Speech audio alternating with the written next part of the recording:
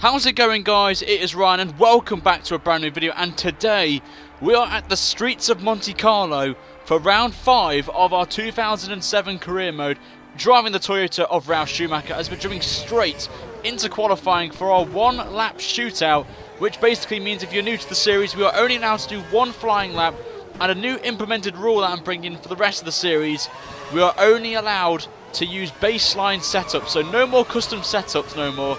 We're making this even harder for ourselves to do well. So we're going into San Devot now, turn 1, just braking perfectly there on the apex of the curb. As we go up the hill, we have got a bit of traffic up ahead of us here, which could hinder our lap, but very kindly, that is Anthony Davidson letting us through there just about. Round Casino Square we go to start the middle sector of the lap, and it's going to be a 19.9 first sector, not too bad from us there, as we're going to go into the tightest corner in Formula 1, the slowest corner in F1. The hairpin here at Monte Carlo. They're going just under 30 miles an hour there, braking now towards the tunnel, probably one of the most famous parts of the track. We're going to go under a hotel, I believe, as we're going to be now going towards the tricky chicane section, braking just after 100 meters there. Got to get this absolutely spot on here, hitting the curb beautifully on exit as well, as we go now towards the harbour section of the lap, where this famous swimming pool complex is coming up right now. And what's our lap going to be here? It's a 57.3. Not the best of laps, so we go very wide there and tight through the exit of the swimming pool complex, which will hinder exit speed that you normally take through there. Coming to the last corner now, and it's a very wide one, missing the corner completely, the apex of the curb on there. But we're going to come across the line. It's going to be a 1:15.3.99 for that. So it's not the best of laps from us there. But we'll take on the chin as Massa's already jumped us, and Nick Heidfeld as well, who actually got pole in the end by 1.5 seconds from us. So Heidfeld the big surprise, with Felipe Massa in second, with Hamilton and Alonso completing the top 5. It's going to be a very interesting race, this one. Let's head now to the track for the race. So here we are, guys. The beautiful sunshine is here once again. No more rain, as we've had in the previous episodes in the past of our career mode. We are here in glazed sunshine for the race and no chance of rain whatsoever. It is a one-stop strategy as always for these 25%ers, as we're going to be now heading on to the track now for the Monaco Grand Prix. Probably the biggest challenge we will have all season until we get to Singapore. But Heidfeld, the big surprise on pole position here with Massa in second, us behind him in third with the 2 McLarens behind as well, and truly down the pecking order somewhere. But the revs are now building. The biggest race of the year, the Monaco Grand Prix. The lights are on as we're going to be starting round 5 of our season here, and the lights are out and away we go here in Monaco, and it's a great start from us there. Heidfeld's had a poor start with Massa now, going to try and go around the outside of him, in so we make a bit of contact with Heidfeld. We have to give him the position to avoid him, but we lose out to Massa as we drop back to 3rd place we go, with Hamilton still behind us in 4th place, with Alonso in 5th, as Massa breaks really early for the casino section. And we had nowhere to go on there, but we're going to just stay behind Massa for this time being, as Heidfeld still leads the race from Massa. 0.3 of a second the gap between us and Massa at this point, with Hamilton 3.5 tenths behind. There's been some contact at the hairpin. I don't know who it is because I didn't look back to see on there, but we're just being very cautious at the start of this Monaco Grand Prix. Hamilton's starting to fall back a bit from us, which is good from us in a point of view, but he's got Alonso all over the back of him now.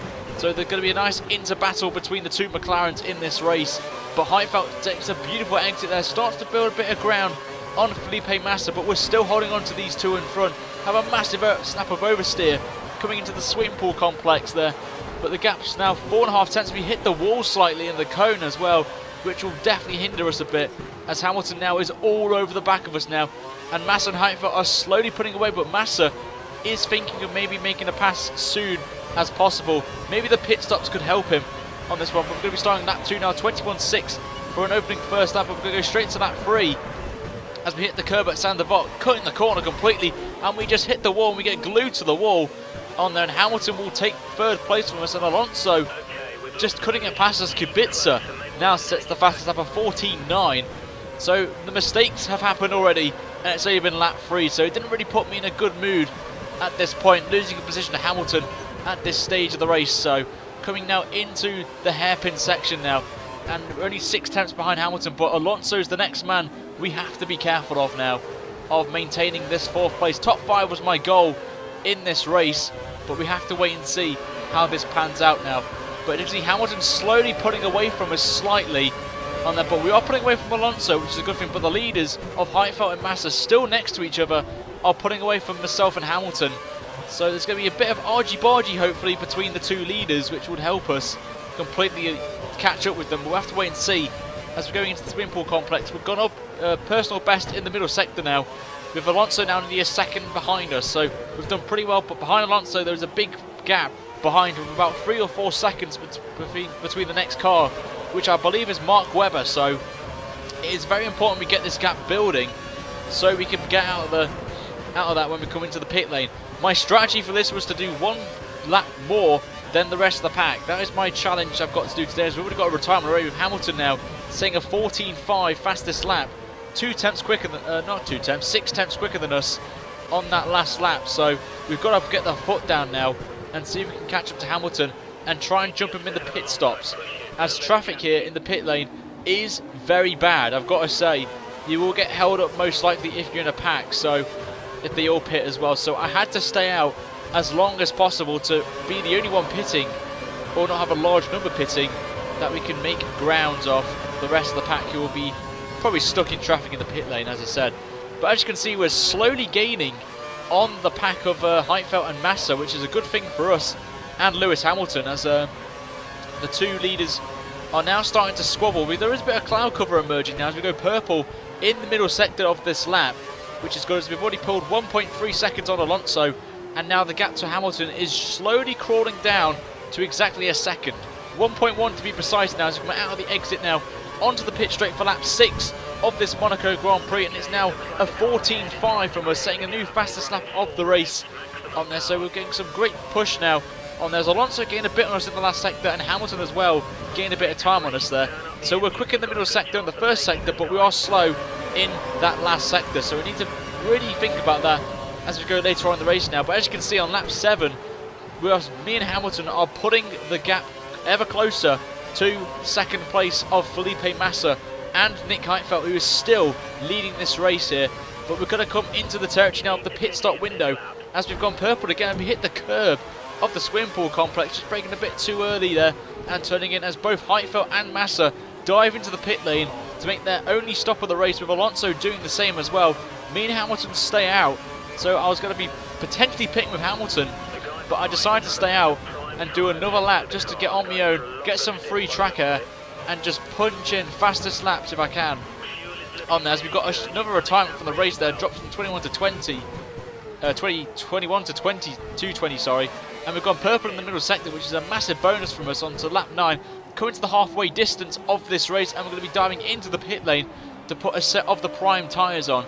The question is, are we going to lead this race? But as you can see from the standings, Hamilton got ahead of Massa in the pit stop window, and we are obviously ahead of Heidfeld as well at this point, as there is Heidfeld coming into the swimming pool complex, the last sector. We've got a 25-second buffer over Heidfeld at this point, who's got a 3-second gap to Hamilton as well.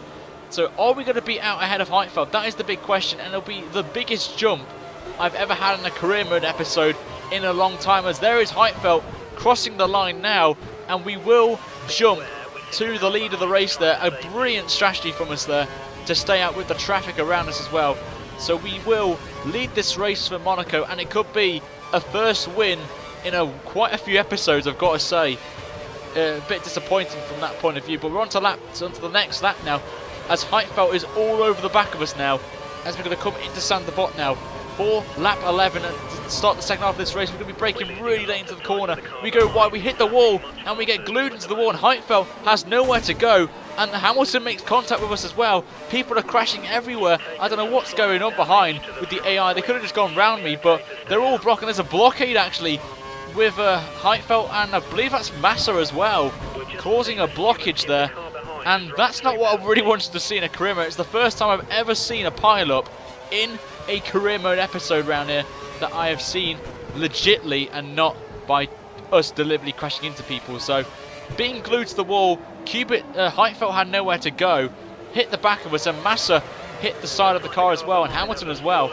So that could mean a big thing for the championship in terms of us and Raikkonen as well as we go into that 13. As you can see, we are down to 15 cars now in this race and only 8 laps to go, with the gap being 7.3 seconds to Raikkonen and Heikki Kovalainen. The big surprise out of all of that is in P3 for the Renault team, which is a massive boost for them after their poor start to the season, I've got to say.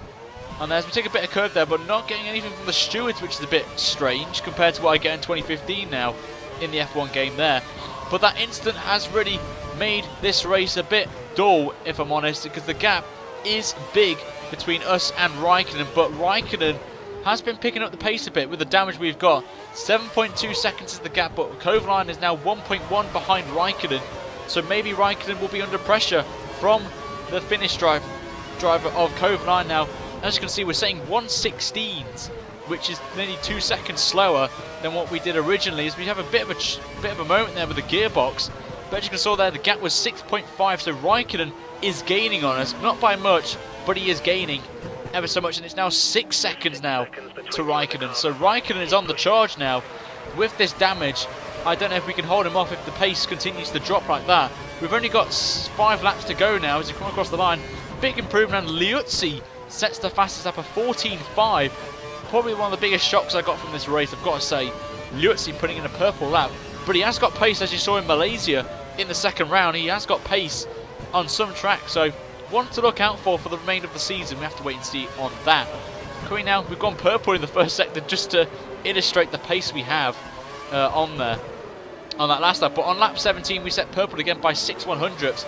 Raikkonen now still 6 seconds behind us, so we've actually gained a bit on him. Not by much, but we're on to the par pace of Raikkonen, whose tyres will start to be degrading as much because we pitted 3 laps later than the Finnish driver and practically the rest of the field. So we have got that buffer in terms of pit strategy, in terms of tyre wear, nearly hitting the wall on the inside there, coming out of the chicane. So I was a bit worried at that point that we would make a mistake there. Being cautious through that section there with the bump as we go purple again in the middle sector, as we're going to be now coming towards the final corner now, where the famous cafe is around this track.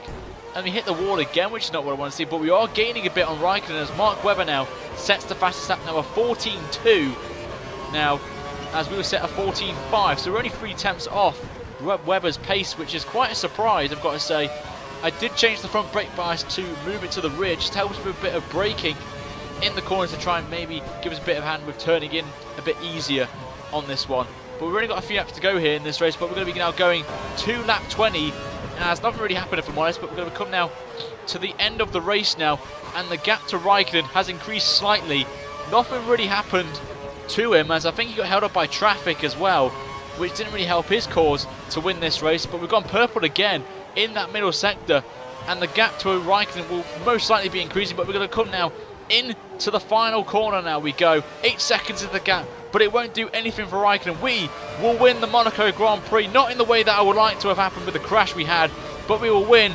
10 points on the board from us there, and we take another victory in this career mode here in the 2007 career mode, as I've mentioned. A 14.5 is our fastest lap of the race. We did improve slightly on our time, but as you can see, there is the results of the Monaco Grand Prix, with us winning by 9 seconds from Kimi Raikkonen. Heikki Kovalainen picked up his first podium of the season, with Robert Kubica in the Sauber in 4th, Coulthard in 5th, with Wirtz in 6th, with Alonso in 7th, with Barrichello, Albers and Webber completing the top 10.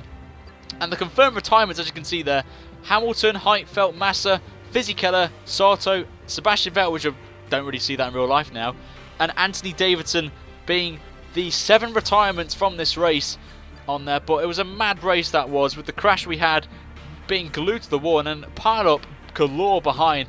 Props to Albers in the Spiker getting a big points, 2 points per Spiker, which is massive for them as well, and Barrichello as well getting points for Honda as well, and Wirtz as well. I've got to say, Wirtz did pretty well there.